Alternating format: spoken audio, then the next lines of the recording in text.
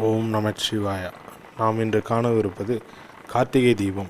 ஏன் நாம் கார்த்திகை தீபம் கொண்டாடுகிறோம் என்பதை இந்த காணொலியின் வாயிலாக காணலாம். முதலில் வேலூர் மாவட்டம் குடியாத்தம் வட்டத்தில் அமைந்துள்ள செதுக்கரை மலை மேல் திருவண்ணாமலையில் ஏற்றப்படும் தீபம் போன்றே இங்கேயும் மலை மேல் தீபம் ஏற்றப்படுகிறது.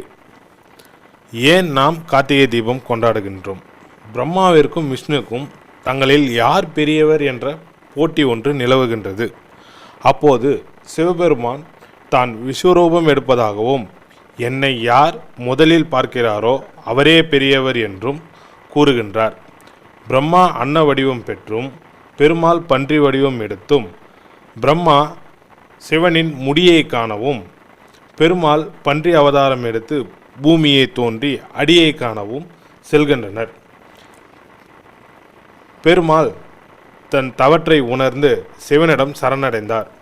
ஆனால் பிரம்மா அன்ன வடிவம் எடுத்து முடியை காண சென்றபோது சிவன் தலையிலிருந்து தாழம்பூ கீழே விழுவதை பார்த்து தாழம்பூவிடம் எத்தனை நாட்களாக கீழே வந்து கொண்டிருக்கிறாய் என்று கேட்டதற்கு பல 100 நாட்களாக வருவதாக கூறியதை கேட்டு தான் இப்படியே சென்றால் முடியை காண இயலாது என்று எண்ணி சிவனிடம் தான் திருமுடியை கண்டதாகவும் அதற்கு தாழம்பூவே சாட்சி எனவும் கூறுகின்றார்.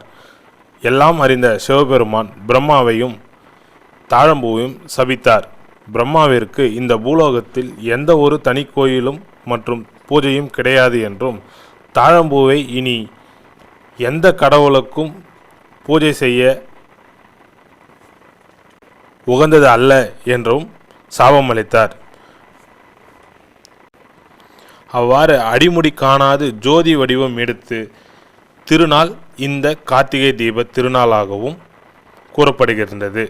நாம் இந்த ஜோதியை கண்டால் ஆணவம், வன்மம், கோபம், ஆசை இவை அனைத்திலிருந்தும் முக்தி பெற்று ஒரு நிலையான வழியை அடைய வழி புரிவதாகவும் கூறப்படுகின்றது.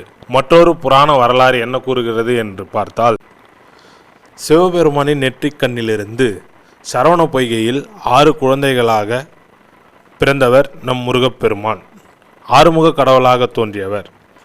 அவ்வாறு 6 குழந்தைகளாக இருந்ததை 6 கார்த்திகை பெண்களை உருவாக்கி அவர்கள் முருகப்பெருமானை வளர்க்க ஆணையிட்டார் சிவபெருமான். அவ்வாறு வளர்த்து வந்த நிலையில் பார்வதி தேவி 6 குழந்தையும் ஒரே குழந்தையாக மாற்றி ஆறுமுகனாக மாற்றிய தினம் இன்றும் கார்த்திகை பெண்களுக்கு என்றும் நம் நினைவில் இருக்கும் வகையில் பூஜை செய்ய வேண்டும் என்பதற்காகவும் இந்த திருநாள் உருவானதாக கூறப்படுகின்றது. மேலும் இது போன்ற ஆன்மீக தகவல்களை அறிந்து கொள்ள நமது எஸ்கே சேனல் குடியாத்தத்தை சப்ஸ்கிரைப் செய்து கொள்ளவும்.